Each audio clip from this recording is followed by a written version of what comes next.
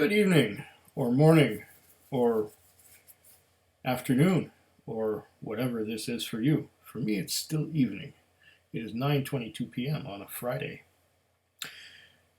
I'm recording the Sample Sunday a little late.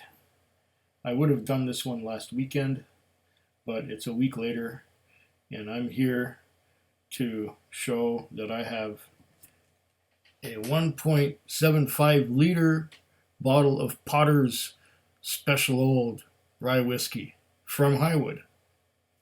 Highwood acquired all of Potter's stocks sometime in the past, and this is their Special Old. I have done a video of Potter's already, but that's not what I'm here for. I'm here for these samples.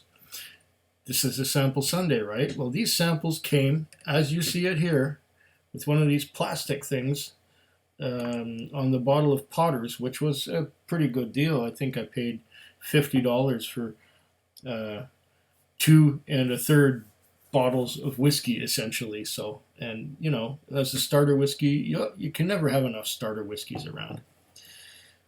But here it is, the Centennial. I may have had sniffs of this before, but I've never actually had a bottle of it, and I've never actually had a sample of it. I know it's bottom shelf stuff.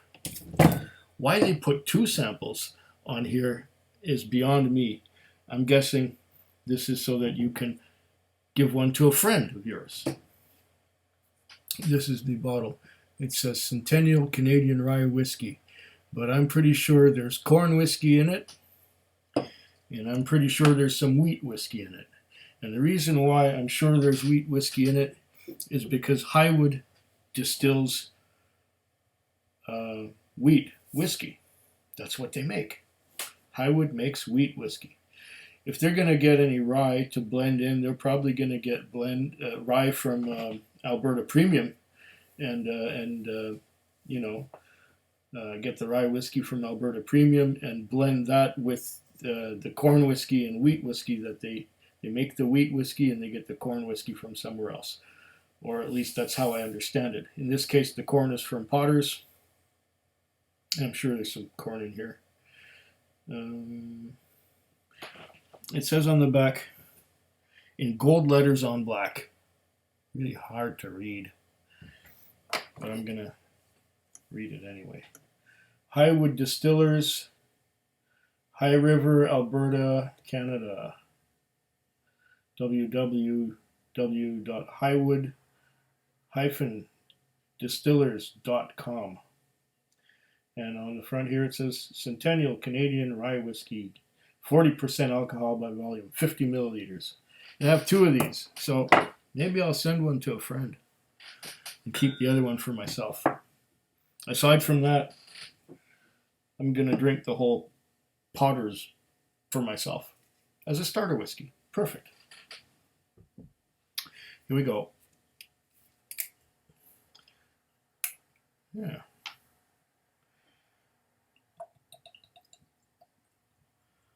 This is also pretty much a starter whiskey. If you can find it on the shelves, it's usually on the cheaper side, like, $25 a bottle, and that's Canadian dollars. We don't get deals like $9.95 like they do in the United States for bourbon. Over here, I think about the lowest you're going to pay, including taxes, is about $25. So that's probably what a whole bottle of this costs. I've had other products from Highwood, like the Potter's, and I also like their 90, which is 90 proof or 45% alcohol by volume, 100% corn whiskey, aged 5 years in ex-bourbon barrels, and really excellent. It's better, in my opinion, than the 20-year-old 90, which is a bit of a disappointment, at least to me. But the 5-year-old 90 is a beautiful, youthful whiskey. See what we get here with this Centennial. 40%. Sheeting action. Trails of droplets. Okay. Right away. I'm smelling the wheat on this. So it doesn't surprise me if it's wheat and corn. And even though it says rye on the label, I don't think there's a lot of rye in it.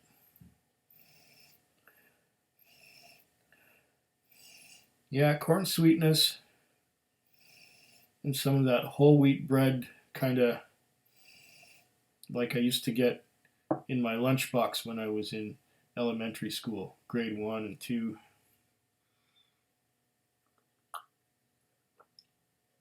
The whole wheat bread smelled a lot like this. And the corn husks, the corn sweetness. Maybe I'm getting the husks a little bit. This is also not an old whiskey. I would give it a similar age to the Highwood 90 or less. It has to be 3 years old, and that's the only stipulation. And it's made in Canada. And it contains corn, and I'm pretty sure wheat, and I'm pretty sure no rye. I think I read the ingredients one time on a website somewhere.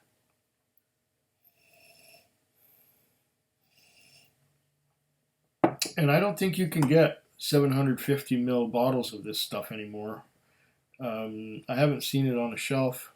90 is hard to find, and they did at the last whiskey festival I went to in Victoria, which is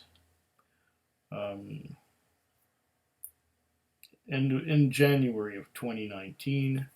They had something new, or was it the year before that, where it had a similar label and a similar bottle, but it was chocolate. It tasted just like Fry's Cocoa. It was I guess their chocolate whiskey. And that's the only thing that Highwood had at their table that last whiskey festival.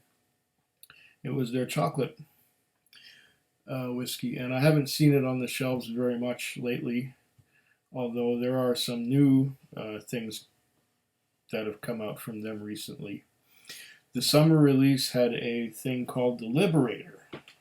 Yeah, I didn't know who this came from. This one here. And it says on the back,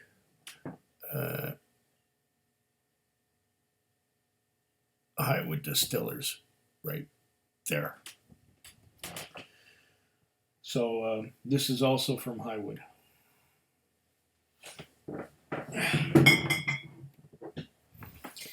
Okay, so I'm going to be trying that one in a month or two.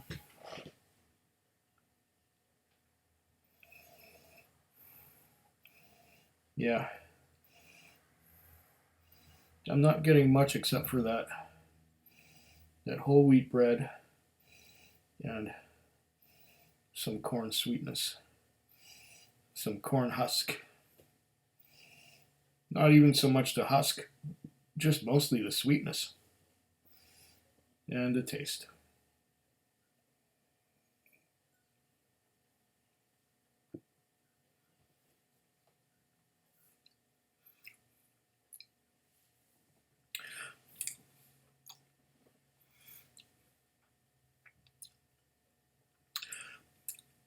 It is mouth-watering to some extent.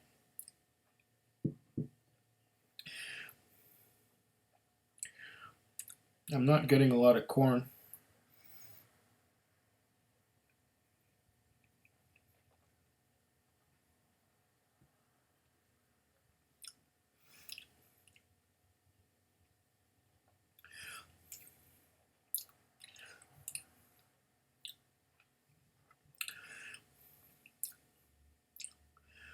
I'm not getting much flavor at all. There's a bit of sour note on the mid palate. At the beginning, it's a little bit sweet.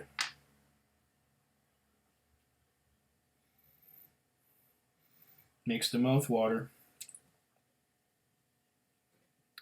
A little bit of a sour note, like I said, on the mid palate. And then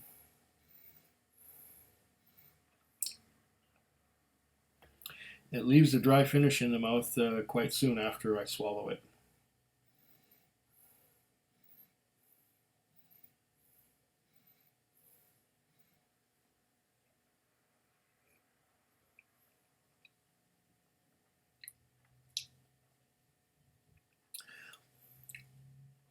Couple more sips. A little more sweetness.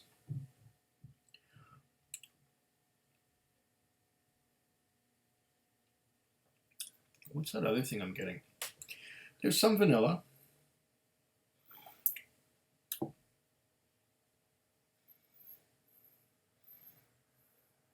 I'm not getting any toffee or much caramel, just a little bit of vanilla. And once again on the nose, that whole wheat bread note.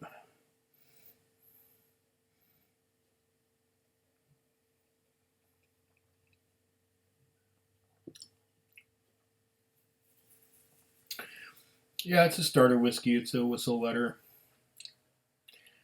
It didn't cost me anything. It came hanging on this bottle of Potter's, just like the other one is right there.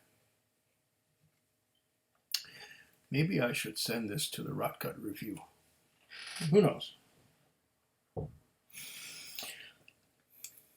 Well, not really a lot more to say here.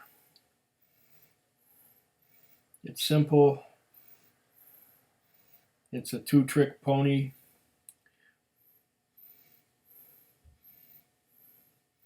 On the nose, there's the corn sweetness. There's the whole wheat bread, the brown whole wheat bread, and a little bit of vanilla on the palate.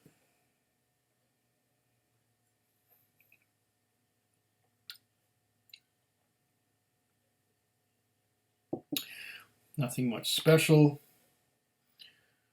Bottom shelf all the way. Would be great for mixing, but I don't mix usually. I don't mix at all.